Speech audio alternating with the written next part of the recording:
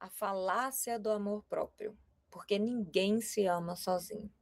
Já se sentiu culpada? Porque você não está bem com você, não está gostando de alguma coisa no seu corpo, no seu rosto, até na própria vida.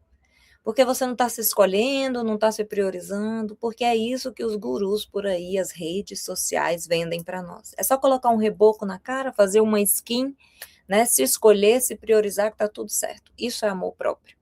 Quando, na verdade, amor próprio vai muito mais além do que isso tudo, só um scan, só uma maquiagem, só uma escolha consciente, né, de prioridade. Priorizar quem? Como? Por quê? Né? Quem é esse sujeito que busca ou que acha que tem que ter amor próprio? O que é amor próprio? É sobre isso que nós vamos falar hoje. Essa falácia de que existe um amor próprio e que ele se fundamenta numa escolha individual partindo de você para você mesma. Meu nome é Poliane Rieger, eu sou psicóloga, psicanalista e professora.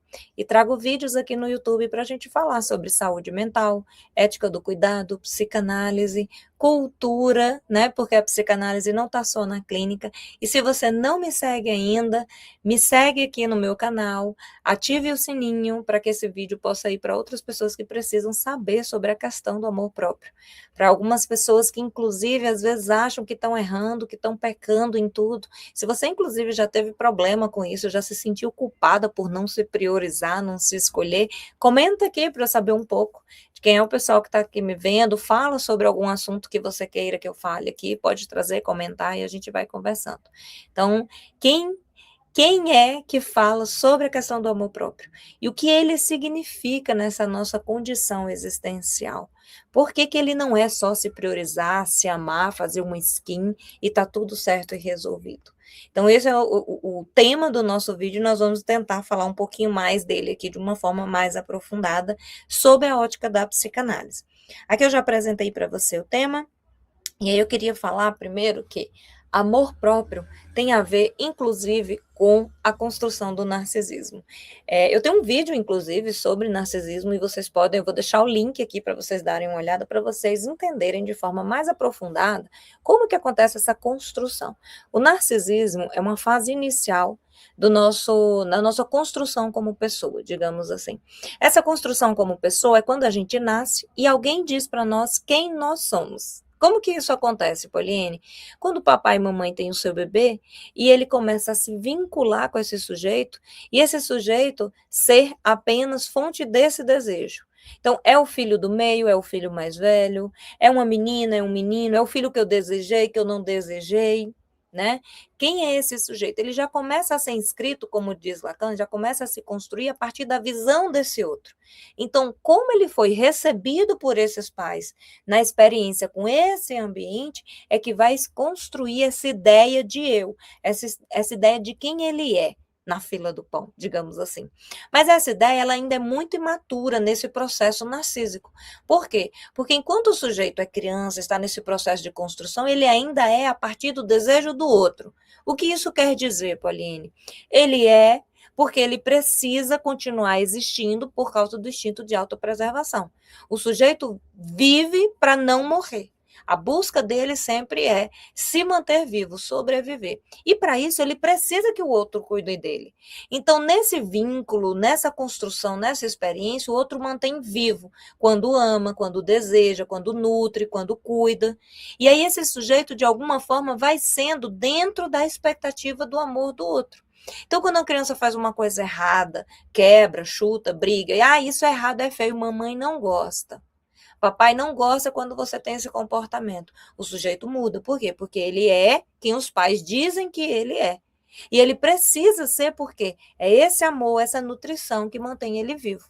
Então a gente vai sendo aquilo que os pais disseram para nós que nós somos. E a gente acredita nisso por toda a vida. Até que a gente passa pelo Édipo, pela adolescência, que é uma reorganização emocional, que a gente começa a questionar quem a gente é, ou a gente quer se diferenciar, separar daquilo que os pais nos disseram que nós éramos, e começa a construir uma identidade, quem nós somos. E essa identidade, quem nós somos, não é só a chegada, é o ponto de partida. Por quê? Porque não é só descobrir quem eu sou, quando eu consigo fazer isso? é sustentar essa descoberta. Eu sou. E eu sendo isso, eu tenho que sustentar, ainda que desagrade o outro, ainda que não seja o desejo do outro. Então, o que é amor próprio? O amor próprio tem relação com aquilo que eu enxergo que eu sou, quem eu sou. E o tanto que eu lido e como eu lido com quem eu sou. Entendem? Então, quando eu falo que é só me priorizar e me escolher, quando lá atrás eu não fui escolhida, quando lá atrás eu fui desdenhada, não fui investida, não fui amada, como que eu vou ter amor próprio?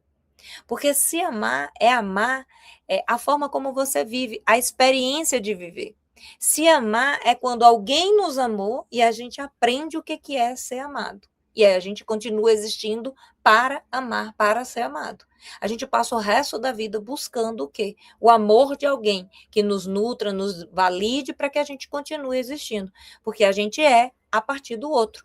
Aquele outro que diz quem nós somos. Quando a gente se encontra com esse outro, os pais, eles dizem quem nós somos, nós nos reorganizamos e depois a gente encontra com as relações amorosas, com o chefe, com o amigo. E todos esses, de alguma forma, refletem quem nós somos. E isso está relacionado diretamente com a experiência de vida que eu tive. Então, eu não tenho a autoestima alta ou o amor próprio quando eu não fui desejado, não fui amado, não fui cuidado. Porque eu não consigo exercer amor, amar, me vincular se eu não receber isso. Então não é só colocar um reboco na cara. Então não é só se priorizar e se escolher. Vai muito mais além do que isso. Amor próprio é a condição que você cria para você existir dentro de um determinado bem-estar. Então, o que é amor próprio? É amar a vida, é amar a experiência de viver, é amar as outras pessoas, é amar a sua experiência de estar ali, sendo você. E às vezes as pessoas não sabem nem quem elas são. Então, essa falácia, essa coisa do amor próprio, nada mais é do que o próprio sistema econômico vendendo. E tem uma questão muito importante nesse processo, que não é a gente demonizar o capitalismo. Ele existe para isso, ele é um sistema econômico para gerar lucro, para gerar comércio. O problema é quando a gente olha para ele e acha que o sistema econômico, na verdade, é uma busca por identidade. E aí tem a questão do amor próprio. Quando eu não tive esse investimento, essa nutrição, né, essa organização de identidade de quem eu sou, né, da minha experiência com a vida de uma forma, entre aspas, confortável, caótica às vezes, dinâmica, imprevisível, mas que me traga algum conforto, algum senso de mim mesmo. Quando eu não tenho esse chão, quando eu não tenho isso, eu vou buscar essa identidade em outros lugares. E esses lugares é o próprio sistema econômico. Porque lá ele vende identidade, ele vende quem eu posso ser, ele vende quem eu quero ser. Ele me diz que quando eu me priorizo, está tudo resolvido. E é nessa falácia de amor próprio, que é só construir de fora para dentro, que as pessoas escorregam na armadilha e sucumbem no próprio abismo. Porque ainda que ela reboque, ainda que ela se priorize, ainda que ela faça todos aqueles rituais das blogueiras todas, das influências, ela ainda está quebrada por dentro, ainda está mal por dentro. Porque amor próprio é senso de identidade, é uma narrativa, um discurso do eu que está relacionado com a história que o sujeito viveu. E se esse sujeito não recebeu amor, se esse sujeito não foi nutrido, investido e desejado, não tem como ele se amar, porque ninguém o amou. Então, quando a gente tem, nessa fase inicial de nascimento, um investimento que não deu a esse sujeito a condição de continuar existindo, a condição de se sentir a si mesmo, para que lá na frente ele possa, inclusive, tentar reorganizar isso, quem ele é para o outro, quem ele é para si mesmo, ou quem ele deseja ser, que traga algum tipo de satisfação. Quando essa narrativa ela está mal construída ou ela está gravemente desestruturada e desorganizada, o sujeito sofre e busca fora, né, alguma coisa, algum norte, alguma bússola para saber, para achar quem ele é, que é o mito de Narciso. Ele reflete, ele olha a água e reflete a imagem dele, e ele passa a buscar a imagem. O que é o mito do Narciso? É buscar a imagem dele para ele saber quem ele é. E no sistema, a gente tem essa produção de identidades. Você é quem se prioriza, você é quem tem essa vida, e você tem que buscar esse amor próprio, você tem que ter, você tem que construir esse amor próprio. Quando o sujeito ele é a partir da relação com o outro. Quando o amor próprio é construído nesse processo histórico de identidade do sujeito. Deixa eu ver se eu tenho mais alguma coisinha para falar com vocês.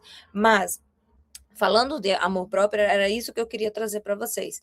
Que primeiro, é uma falácia você achar que o sujeito sozinho ele constrói isso e que está atrelado à história dele, à forma como ele foi amado e cuidado e nutrido. Então, quando essa busca ela é externa, ela não resolve aquele vazio, aquela angústia, aquele escuro que tem dentro do sujeito. Não é skin, não é uma escolha de fora para dentro que vai fazer a diferença. Esse amor próprio, ele é uma construção histórica, um senso de identidade, de eu, de continuidade. E ser você, né, ou ter amor próprio, é amar a vida, o experimentar a vida. Como que você vive? Como que você olha para a vida? Como que você olha para as relações com as outras pessoas? Como você age, reage?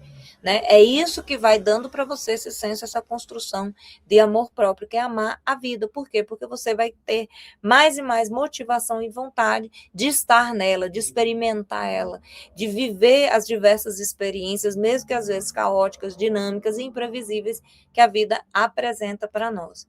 E você já passou por esse mito do amor próprio? Né? Como que você lida com isso? Em algum momento você acha que buscar fora essa alternativa resolveu? Não resolveu? Fala para mim o que você acha sobre isso. Comenta aqui no vídeo, eu vou trazer mais assuntos sobre isso. Se você também tiver algum interesse de um assunto próximo ou algo que estão falando por aí, comenta aqui que eu trago para vocês depois. Beijo, até o próximo vídeo.